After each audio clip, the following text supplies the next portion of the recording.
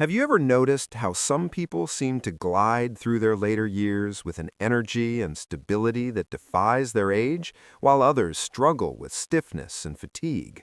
We often assume that staying vibrant requires expensive gym memberships, rigorous cardio routines, or a cabinet full of supplements, but the truth is often much quieter and closer to home.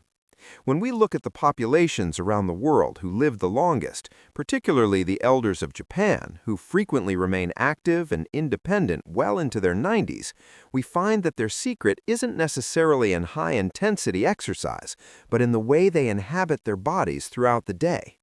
It turns out that specific, low-impact movements, postures, and habits that have been part of daily life for centuries can have a profound effect on our biology. These aren't just exercises, they are a way of communicating with your nervous system, your joints, and your brain to signal that you are still capable, still fluid, and still strong. Today, we are going to explore 6 of these traditional movements. They are simple enough for almost anyone to start, yet powerful enough to reshape your health trajectory. We will look at the science behind why they work, specifically focusing on balance, cognitive health, and joint mobility. And we will discuss how you can gently weave them into your own life, regardless of your current fitness level. Before we dive into the first movement, I would love to know who I am speaking with today. If you have a moment, please pause and share your age and where you are watching from in the comments below. It is always incredibly encouraging to see how wide and diverse our community is, and your story often helps others feel less alone on this journey. Now, let's begin our countdown with number 6, a practice that transforms a simple stroll into a powerful internal reset. This is the practice of intentional slow walking, known as Sampo. In the West, we are often taught that walking must be fast and sweaty to be effective, but the Japanese approach offers a different perspective. Sampo is about rhythm and mindfulness. It involves walking at a leisurely pace, often slower than you might naturally go, and synchronizing your breath with your steps. A common rhythm is to inhale through your nose for 2 steps, hold that breath for 2 steps, and then exhale slowly through your mouth for 4 steps. This specific breathing pattern does something remarkable. It shifts your nervous system from a state of stress to a state of calm. When we rush, our cortisol levels spike, but when we slow down and extend the exhale, we activate the parasympathetic nervous system, which lowers blood pressure and reduces arterial stiffness. Furthermore, walking slowly changes the mechanics of how your foot strikes the ground. Instead of a hard heel strike, you roll through the entire foot, which activates the dozens of small muscles and joints in your feet and ankles. This sends a rich stream of sensory information to your brain, updating your internal map of where you are in space, which is critical for preventing falls. To try this, find a flat surface, or better yet, a natural path with grass or dirt, as uneven terrain challenges your stabilizing muscles even more. Keep your gaze forward, not down, and let your arms swing naturally. Start with just 10 minutes. You might feel impatient at first, but allow yourself to settle into the rhythm. You are not just walking, you are tuning your body's engine. Moving on to number 5, we look at a movement that many of us might consider a chore, but which acts as a hidden source of longevity: the floor cleaning squat, or Osoji. In traditional Japanese households, cleaning acts as a full-body workout. The act of scrubbing floors or wiping low surfaces requires one to squat, kneel, reach, and stand repeatedly. This is known as functional fitness, strength that applies directly to daily life.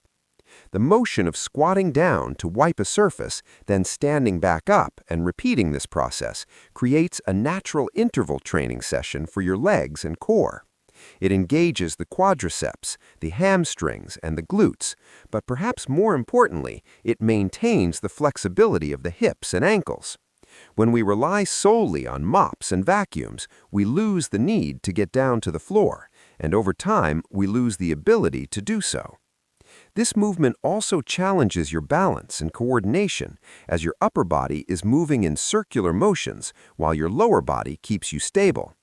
This cross-body movement is excellent for the brain, stimulating the connections between the left and right hemispheres. Now, you do not need to scrub your entire house by hand to get the benefits. You can simulate this movement by placing a yoga mat or a cushion on the floor to protect your knees. Practice getting down onto one knee, then the other, reaching forward as if to wipe the floor, and then carefully standing back up. Even doing this for 5 minutes a day can drastically improve your mobility. It teaches your body that the floor is not a dangerous place, but a workable surface. If you have knee issues, use a sturdy chair for support as you lower and raise yourself. The goal is to preserve the transition, the ability to change levels, which is a key marker of independence as we age. This brings us to number 4, the deep squat rest, known as Shin Kusawari. If you walk through a park in many parts of Asia, you will see seniors resting comfortably in a deep squat with their heels flat on the ground. In the West, we have largely replaced this resting posture with chairs, and as a result, our lower backs and hips have become tight and rigid. The deep squat is a fundamental human posture that decompresses the spine and keeps the hip joints fully lubricated. When you sit in a chair, your lower back often compresses, but in a deep squat, the tailbone tucks under and the spine lengthens, allowing fluids to nourish the discs between your vertebrae. It also encourages digestion and elimination as the position relaxes the muscles of your pelvic floor. I understand that for many, dropping into a deep squat feels impossible right now. That's perfectly normal if you haven't done it in years. The key is to reintroduce it slowly. You can start by holding on to a door frame or a heavy table for support. Stand with your feet slightly wider than shoulder width apart and your toes turned out. Slowly lower your hips as far as comfortable while keeping your chest up. If your heels lift off the ground, that's okay. You can place a rolled-up towel under them for support. The objective isn't to hold it for 20 minutes immediately, but to spend 10 to 30 seconds in this position a few times a day. Over weeks and months, your body will remember this range of motion. It is about reclaiming a birthright of movement that keeps your hips young and your lower back pain-free. Now, let us consider the vital importance of stability with number 3, single leg standing or ashitachi.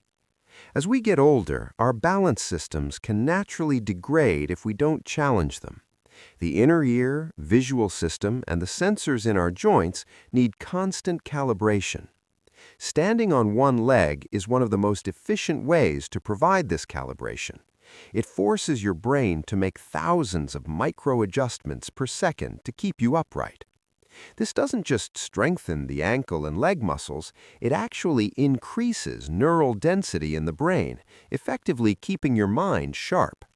Medical research has shown a strong correlation between the ability to stand on one leg and overall longevity, likely because it reflects the health of the brain and the vascular system. The beauty of this practice is that it requires no equipment and no special time set aside. You can do it while brushing your teeth, washing dishes, or waiting for the kettle to boil.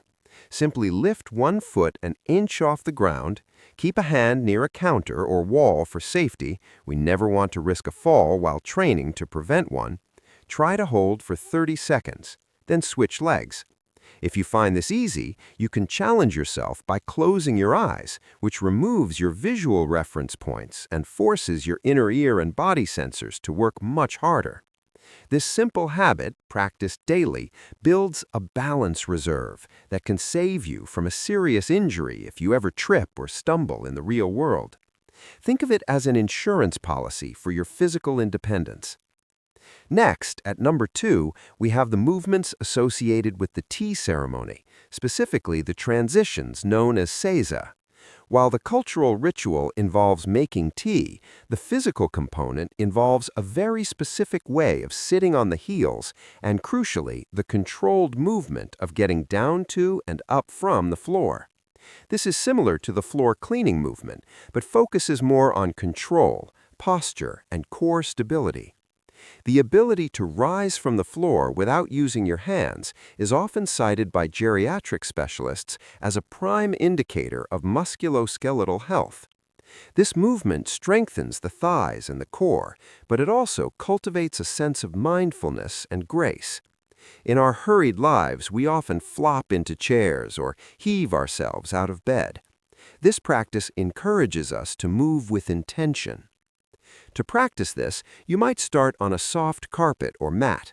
Stand tall, then slowly lower one knee to the ground, followed by the other, until you are kneeling. Sit back on your heels if your knees allow, keeping your spine straight. Take a breath. Then engage your core, step one foot forward into a lunge position, and push through that heel to stand up. If this is too difficult, use a chair or a wall for assistance. The repetition of this up and down sequence is functionally one of the best things you can do for your body. It keeps the knee joints active and ensures that you maintain the muscular power required for walking, climbing stairs, and navigating the world confidently. Even doing this just 3 times a day can halt the decline in leg strength that often accompanies aging. Finally, we arrive at number 1, a surprisingly simple yet effective practice involving a common household item, the towel twist, or tenugui hibiki. This movement targets grip strength and upper body mobility, 2 areas that are frequently overlooked. Grip strength is a powerful biomarker. Study after study has shown that a strong grip is correlated with a healthy heart and a longer life. This isn't just about hand strength, it reflects the overall vitality of your nervous system and muscle mass. The towel twist also engages the shoulders, the upper back, and the wrists, helping to combat the hunched posture that many of us develop from looking at screens or driving. To do this, simply take a hand towel and roll it up. Hold it in front of you with your hands about shoulder width apart. Squeeze the towel firmly. This is the grip component. Then, imagine you are trying to wring water out of the towel. Twist your right hand forward and your left hand backward. Hold this tension for a few seconds while breathing deeply. Then switch directions. You should feel this engage your forearms, your biceps, and the muscles around your shoulder blades. You can also perform this behind your back to open up the chest, which is wonderful for improving breathing capacity.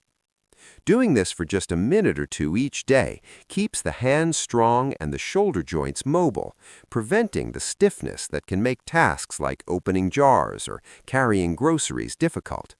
It is a small movement with a massive ripple effect on your quality of life.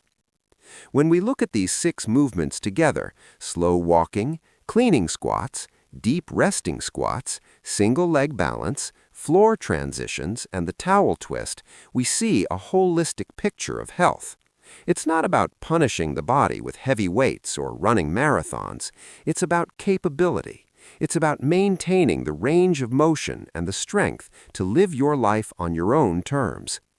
These Japanese practices teach us that consistency is far more important than intensity. Doing a little bit every day signals to your body that it needs to remain adaptable and resilient. You don't need to start all 6 at once. Perhaps pick one that resonated with you today, maybe the slow walking or the single leg balance, and try it for a week. Listen to your body. If something hurts, back off and modify. The goal is to feel better, not to compete with anyone. As you incorporate these small habits, you might find that your confidence grows alongside your strength. You might notice that you feel steadier on your feet, that your joints feel a little more oiled, or that your mind feels clearer. This is the compound interest of health. Small investments made daily yield a rich reward over time. I really hope this overview has given you a new perspective on what it means to stay active as we age. It's never too late to start moving with more intention. Before you go, I'm curious, which of these 6 movements surprised you the most, or which one feels like the best fit for your current lifestyle?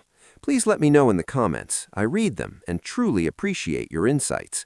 Remember, the journey to better health is a series of small steps, and you've already taken the first one by being here today and learning. Here's to your health, your balance, and your independence. Thank you so much for listening.